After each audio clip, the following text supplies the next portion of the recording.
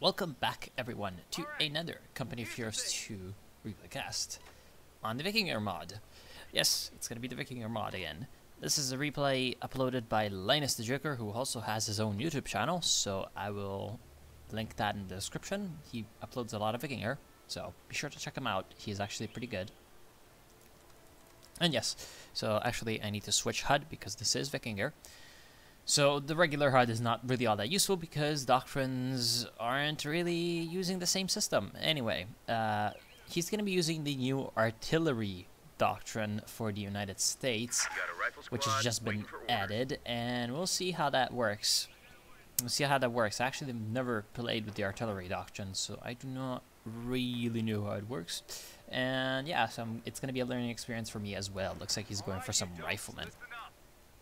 There's already some action going on in the bottom right section of the map. The map is, of course, across the Rhine, and it is a 3v3. So it's a USF player plus a Soviet player, Raccoon Alex, and another Soviet player, Commissar or either Karn or Carne. If he's Italian, it would be Carne. He's using the Shock Army, of course, very strong later game with the big heavy tanks and some nice strong infantry in the mid game.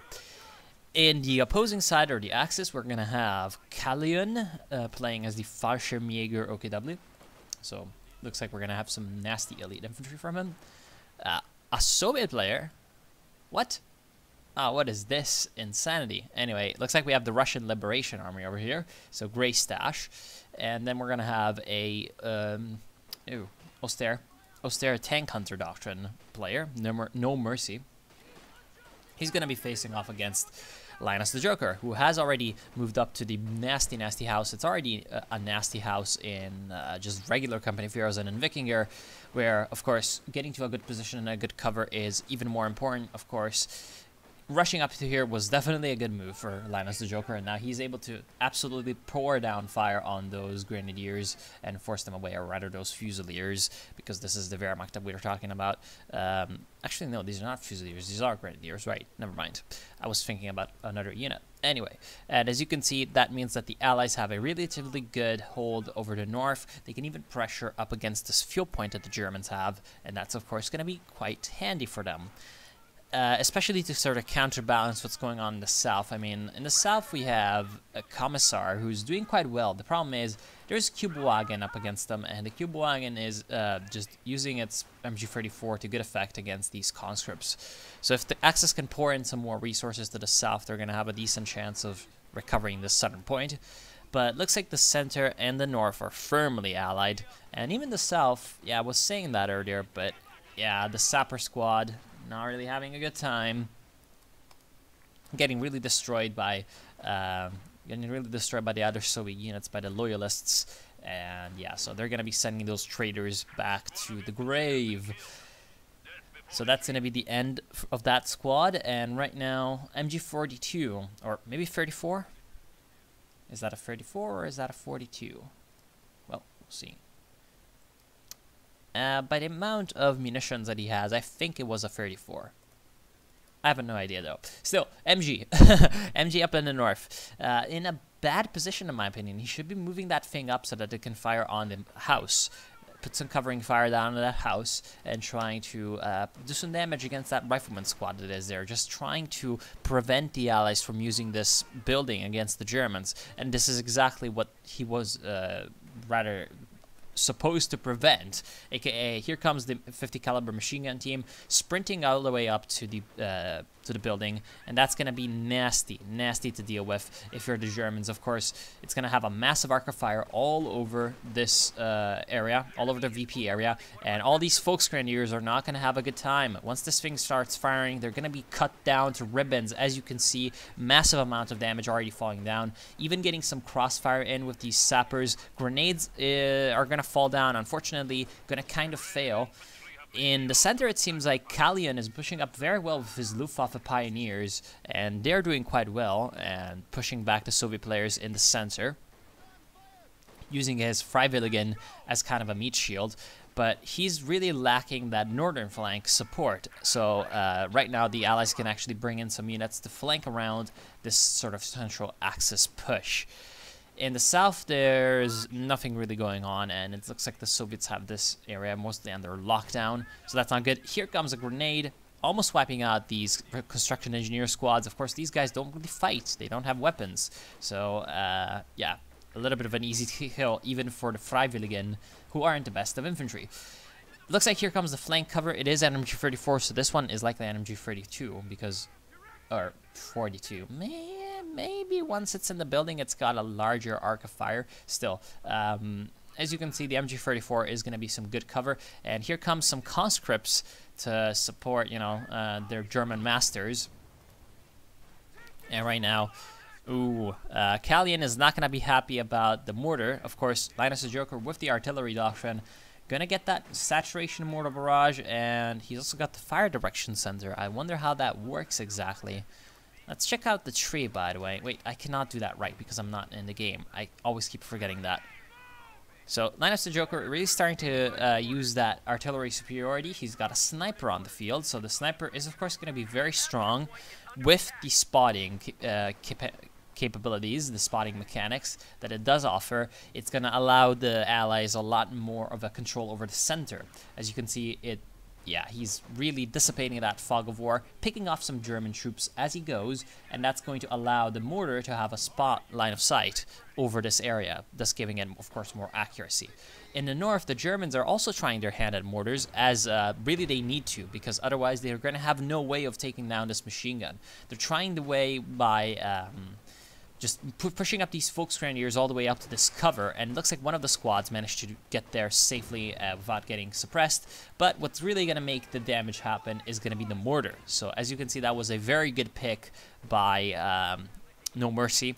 And right now, Linus the Joker does have engineers that he is waiting to dispatch. That's probably going to be, a mechanized 291st engineer. So that's going to give him a half-track and something. Speaking of half-tracks, here comes an M5 half-track transport from Raccoon Alex. And he's also got a supply truck. So that's going to provide him with weapons. However, he needs to be careful because if he pushes up too far, this thing is going to eat damage from something like this. Here comes the nasty Panzer Knocker, and that's going to destroy the M5 half-track, and the flames over here might destroy the supply wagon as well, and that would be a very, very nasty explosion. This thing would be... damn. Yeah, this thing would explode with a spectacular fashion. Let's see if that happens. He manages to just skirt around the fire a little bit, but he blows up in the end. So, in the center, everyone is dead except for the Luftwaffe sniper and the MG34, thus giving kind of the victory for the Germans. That was a very good kill on the M5 by those... Oh my god! That was a massive blast radius, destroying that Freiwilligen squad. Still, yeah, the Allies have a relative advantage when it comes to mortars and artillery in general. And with the sniper that they have, they're also going to have some spotting capabilities. And the Germans are going to need to find some way to counter this. Looks like we have tank hunters starting to get their equipment. The problem is, for the Allies, it's not going to be all that important to have strong armor, at least not at the start. They seem to be more focused on the indirect fire and support weapon type of playstyle. Of course, the Soviets are starting to get some half-tracks and stuff, but they're really not able to make use of them for some insane reason. And the some insane reason is that, of course, they're up against the Luftwaffe, who are probably the strongest anti-tank with that Luftwaffe Fallschirmpioneer Panzerknacker squads. Sniper teams really taking down those MG34 heavy machine guns. That's good for the Allies. And yeah, so it looks like the Allied playstyle is going to be to try to sit back and inch forward. Looks like the Germans have managed to reclaim that house finally, and so for the first time in basically the entire game, the fuel point is going to be secured by the Germans, and there's going to be no danger to it. Right now, though, the mortars are just doing so much damage, and they're forcing away every infantry offensive that the Germans are trying to organize. So what would be good for the Germans right now is to try to either get some infantry support guns of their own to try to counter this, or get something that can counter what the Allies are going for, and that would be light vehicles, I would say, because going with more infantry at this point would be worthless for the Germans. As you can see, Kallian has lost all of his infantry squads except for the Panzer Pioneers.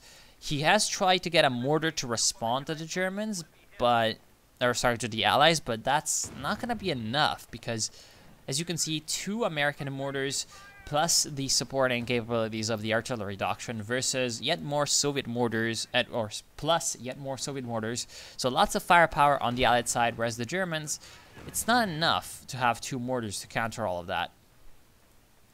They're going to need a little bit more. They're going to need a little bit more, and they're going to need to be quick about it. Otherwise, all of their infantry squads are going to go down.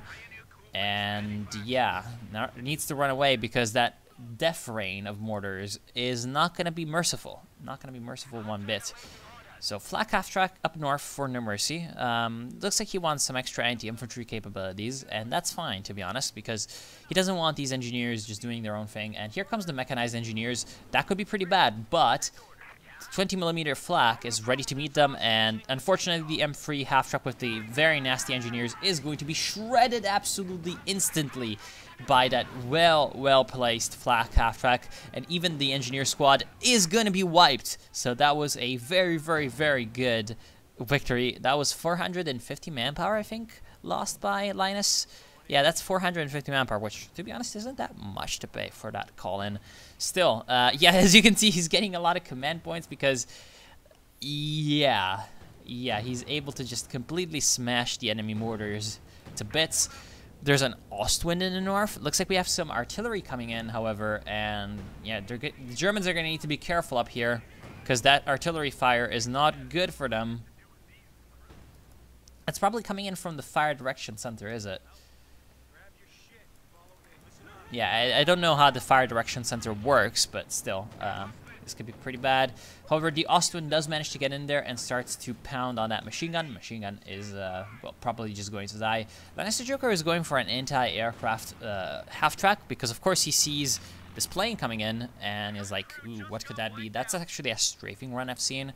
So, of course, the Allies don't want to get themselves strafed and, you know, pinned and just in general annoyed by aircraft, so they're gonna go for some anti-aircraft. Though, to be completely honest, if I was Linus the Joker, I would not be going for an anti-aircraft artillery piece. I would be going for something that can deal with this Ostwind and this flak half-track, because these seem to be a little bit more scary, to be honest. Of course, with the artillery doctrine, you have the priest in the company command post, so we'll see if Linus goes for that. So for now, he's only gone for the company command post,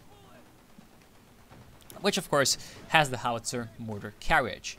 We'll see if he wants to get the howitzer mortar carriage or if he's going to be happy with the mortars. Of course, this is exactly what I was saying. Like, the way to counter this sort of artillery spam that that the Allies are going for is to get light vehicles and try to take them by surprise. Try to take them where they might be weaker. Of course, the light vehicles will be taking damage. Light and medium vehicles will be taking damage from the mortars, but need to be more careful with them if you're just going to have a lot of infantry. Like, you can still use these to achieve some good results, and even in Wikinger, where there's a lot of nasty anti-infantry, anti-tank weapons, both of them are much more strong, you can use light vehicles to pretty good effect. And right now, No Mercy is showing that. No Mercy, of course, is the tank hunter, so he's also got Stugs. Just in case he needs the extra AT, he's got that Stug call-in. So he's got a bit of a emergency backup, if you may.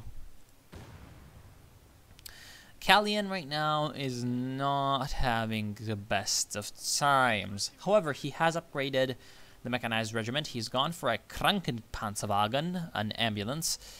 It's a reinforcement in the field, although, I mean, really, he's not going to need reinforcement in the field, I would say. He's going to need just things that don't die to mortars in one shot. Because right now, the mortars are going to one-shot everything he has. So he needs to not play into the enemy hands. He needs to play against the enemy hands and counter them. Of course, one way to do that is the aircraft, air superiority that the Luftwaffe can provide. Of course, that is a very, very good thing. For that, I would like to see a munitions cache actually being built by the Axis in this point, because I feel like that would help. I feel like that would help a lot, because, to be honest... Oh, wow, nice. Destroying the half-track.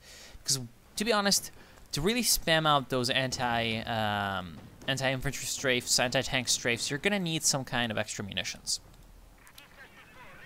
And yeah, the Axis are going to need everything that they can in terms of firepower very soon. Here comes the two T-34-76s from these Soviet players. Looks like this one is part of the Shock Army, right? So maybe there could be some Tanko-desantniki coming along soon.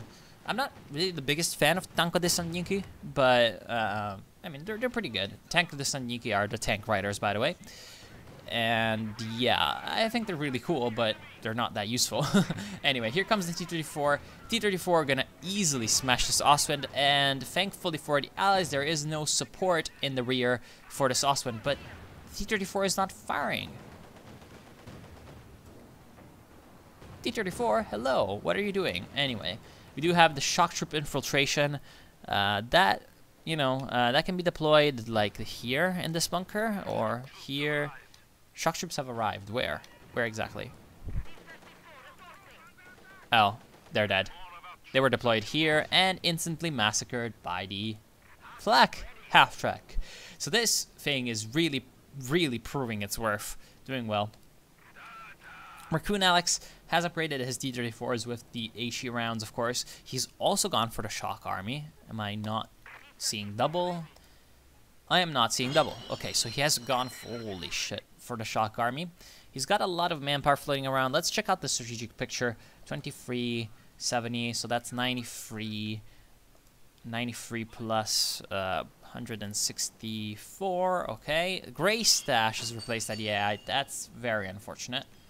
But the AI in Wikinger can be nasty, so be careful. Don't think that you've won just because, you know, someone gets replaced by the AI. 41, 30, so that's 71. Okay, so that 123. So the Allies definitely have sporting a bigger pop cap, more troops as a whole. Linus the Joker has just gone for an M10. That's a good idea because he needs something to counter these light vehicles by, or sorry, medium vehicles, I guess you could say, by No Mercy. He's also gone for a Stug. And he's gone for the Observer Squads. So, of course, that is a very, very good idea when you have the Artillery Doctrine, because that's going to provide you with a lot of nice spotting. And also, looks like you have the Ford Observer Foxhole. Excellent line of sight. Wonder how good that is. T-34-76 trying to move up, getting smashed by the Stug, as you'd expect. Unfortunate. Also, a lot of Panzerschreck squads moving up for the Nazis, and they're going to try to do something. But unfortunately, here comes the massive mortars. Main gun destroyed over here. Looks like that was a very lucky crit by the Allies. However, here comes the STKFZ 142 Stug, destroying that T-34-76 and making it explode in a nasty maelstrom of fire.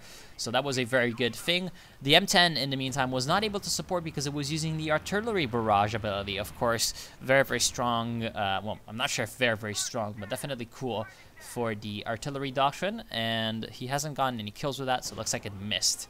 And right now,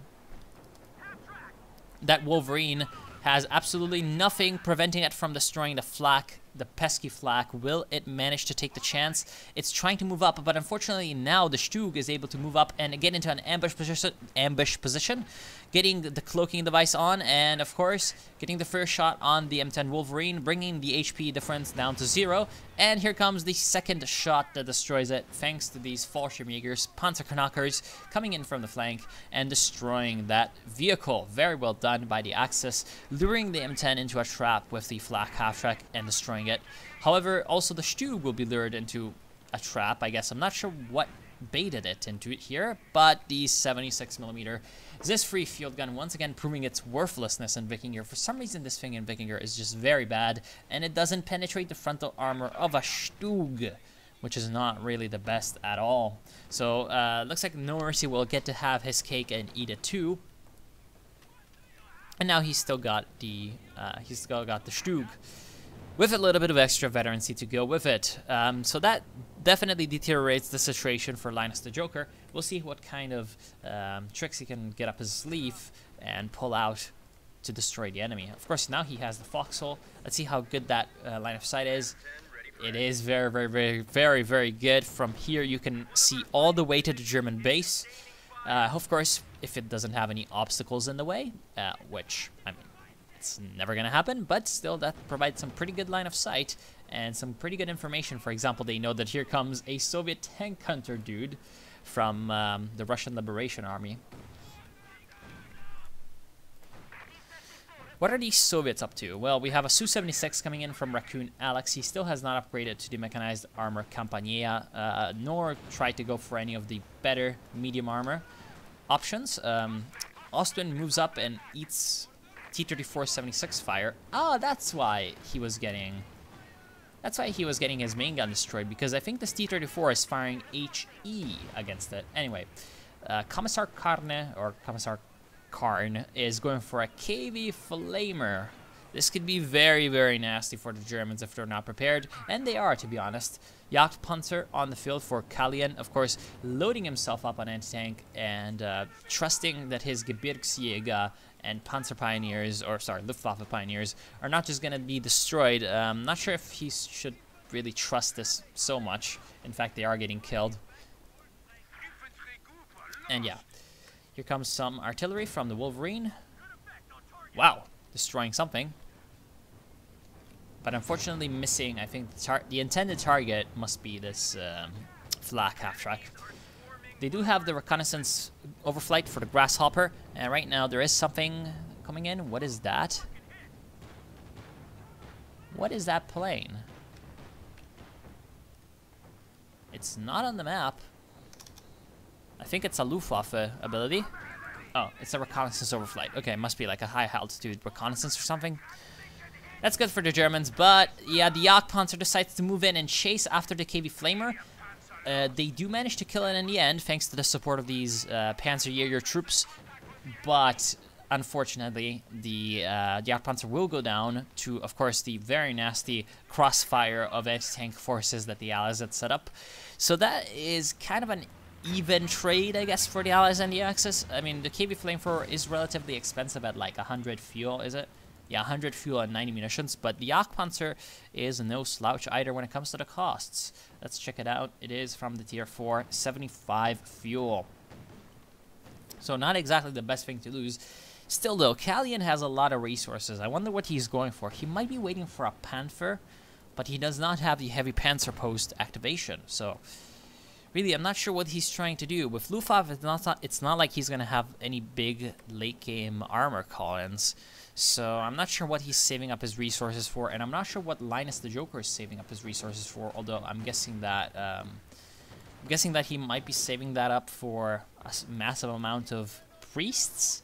He hasn't unlocked those yet, though. So who knows?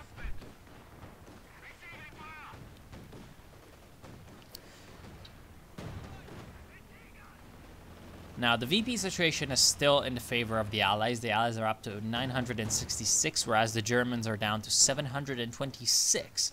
So, I like how the Allies have been sort of keeping control over the center and the south thanks to their mortar and machine gun combination.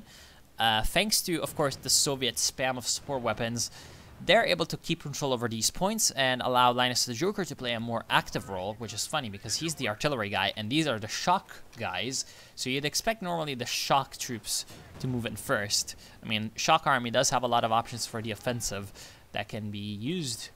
It's a pretty good effect, but yeah, it's not being used right now, and they're playing a more defensive role, which is fine. Of course, using their sniper teams to great advantage. That's one of the big things that the Soviets can do in Wikinger. These sniper teams are nasty, nasty, nasty. Of course, all snipers are extremely nasty in Wikinger, but these two are two. So since there's two of them, they're double as nasty. Double as nasty.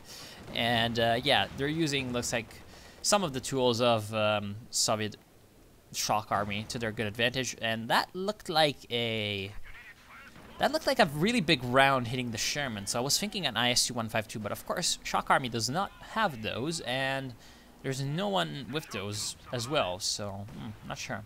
Let's go all the way to Raccoon Alex. What is he doing? Well, still spamming these Su-76s. Of course, he has the light artillery barrage that he can use, and he's keeping them in the rear. Not really quite sure what he's doing with them. And there goes another Ostwind. Needs to be more careful with those at this point because the M10s are abound. And the American infantry is actually moving up with great zeal and esprit de corps. And he's managed to capture, of course, the big house that the Germans have near the base. It's very good because it's providing line of sight not only to the base, but also to the Stug. And that's gonna allow the M10 to move up. Unfortunately, the M10 decides to fire the artillery barrage at the base instead of shooting at the Stug. No, shoot at the Stug! What are you doing? Oh, I guess he's...